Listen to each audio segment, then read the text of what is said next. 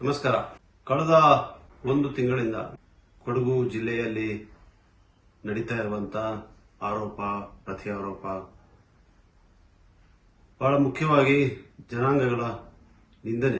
ಇದು ಈಗಾಗಲೇ ನಾನು ಬಹಳಷ್ಟು ಸತಿ ಹೇಳಿದ್ದೇನೆ. ಒಬ್ಬ ಜನಪ್ರತಿನಿಧಿಯಾಗಿ ಮನಸ್ಸಿಗೆ ಅತ್ಯಂತ ನೋವು ಉಂಟು ಮಾಡುವಂತಹ ವಾತಾವರಣ ನಿರ್ಮಾಣ ಆಗಿದೆ.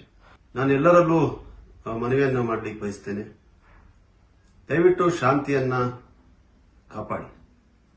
ಯಾಕಂದರೆ ನಮಗೆಲ್ಲರಿಗೂ ಕೂಡ ಶಾಂತಿಯುತವಾದಂತಹ ಜೀವನ ಸಾಗಿಸಬೇಕು, ನೆಮ್ಮದಿಯ ಬದುಕನ್ನ ಕಾಣಬೇಕು ಅಂತ ಹೇಳುವಂಥದ್ದೇ ಗುರಿ. ನಾನು ಮಾಧ್ಯಮದ ಮೂಲಕ ವಿನಂತಿ ಮಾಡಲಿಕ್ಕೆ ಬಯಸ್ತೇನೆ ಮತ್ತು ಒಂದು ಪ್ರಸ್ತಾವನೆಯನ್ನ ಕೂಡ ಹೇಳಲಿಕ್ಕೆ ಬಯಸ್ತಾ ಇದ್ದೇನೆ.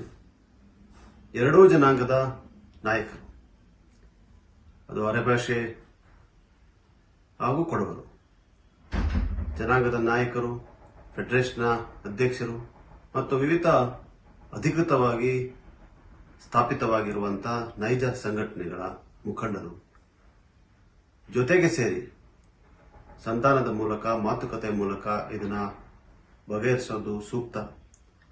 ಇದನ್ನ ಬಗೆಹರಿಸಲಿಕ್ಕೆ ಮತ್ತು ಈ ಸಂಧಾನದಲ್ಲಿ ಭಾಗಿಯಾಗಲಿಕ್ಕೆ ನಾನು ಕೂಡ ತಯಾರಾಗಿದ್ದೇನೆ.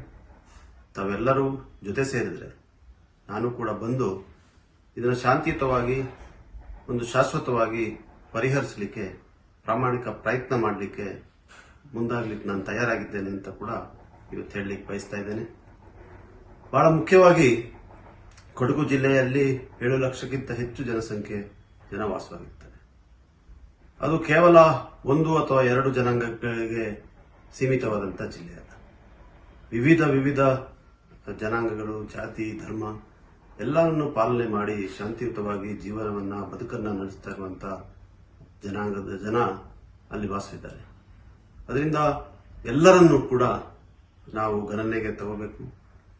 ಅಲ್ಲಿ ದಲಿತರಿರ್ಬೋದು, ಪರಿಶಿಷ್ಟ ಜಾತಿ ಇರ್ಬೋದು, ಪರಿಶಿಷ್ಟ ಪಂಗಡ, ಮಲಯಾಳಿ ಮಾತಾಡುವಂತವರಿರ್ಬೋದು, ಮುಸಲ್ಮಾನರಿರ್ಬೋದು, ಕ್ರೈಸ್ತರಿರ್ಬೋದು, ಜೈನು, ಬೌದ್ಧ ಧರ್ಮ ಎಲ್ಲವನ್ನ ಹಿಂದುಳಿದ ವರ್ಗದವರಿರ್ಬೋದು, ಅನೇಕ ಸಣ್ಣ ಕೊಡವ ಭಾಷೆ ಮಾತಾಡುವಂತಹ ಭಾಷಿಕ ಸಮಾಜದವರಿರ್ಬೋದು, ಇವರೆಲ್ಲರೂ ಕೂಡ ಶಾಂತಿಯನ್ನ, ನೆಮ್ಮದಿಯನ್ನ ಕಾಪಾಡಿಕೊಂಡು ಅಲ್ಲಿ ತಮ್ಮ ಬದುಕನ್ನು ಕಟ್ಕೊಂಡು ಬಂದಿದ್ದಾರೆ. ದಯವಿಟ್ಟು ನಾನು ಮತ್ತೊಮ್ಮೆ ಮನವಿಯನ್ನ ಮಾಡಲಿಕ್ಕೆ ಬಯಸ್ತೇನೆ. ಎಲ್ಲರ ಶಾಂತಿಯನ್ನ ತೊಂದರೆ ಮಾಡುವಂತ ರೀತಿಯಲ್ಲಿ, ಕೆದಕುವಂತ ರೀತಿಯಲ್ಲಿ ಯಾರು ಕೂಡ ವರ್ತಿಸಬಾರದು. ಇದಕ್ಕೆ ಒಂದು ಶಾಂತಿಯುತವಾದಂತಹ ಪರಿಹಾರಕ್ಕೆ ತಾವು ಎರಡೂ ಜನಾಂಗದ ನಾಯಕರು ಮುಂದಾದರೆ ನಾನು ಕೂಡ ಅದರಲ್ಲಿ ಭಾಗಿಯಾಗಲಿಕ್ಕೆ ತಯಾರಾಗಿದ್ದೇನೆ. ಇದನ್ನು ನಾವು ಮಾತುಕತೆಯ ಮೂಲಕ ಬಗೆಹರಿಸೋಣ ಅಂತ ಹೇಳಿ ಮನವಿಯನ್ನ ಮಾಡಲಿಕ್ಕೆ ಬಯಸ್ತೇನೆ. ಹಾಗೆ ಕಾನೂನು, ಸಂವಿಧಾನ ಇದಕ್ಕೆ ಮೇಲೆ ಯಾರು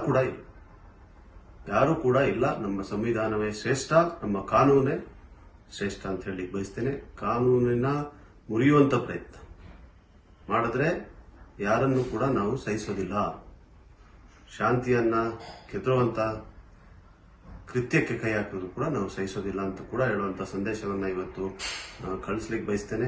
ಮತ್ತೊಮ್ಮೆ ನಾನು ಎಲ್ಲರಲ್ಲೂ ಮನವಿಯನ್ನು ಮಾಡ್ತೇನೆ. ಶಾಂತಿಯನ್ನ ಕಾಪಾಡೋಣ, ನೆಮ್ಮದಿಯನ್ನ ಕಾಪಾಡೋಣ. ಅನೇಕ ಜನರು ವಾಸವಾಗಿದ್ದಾರೆ.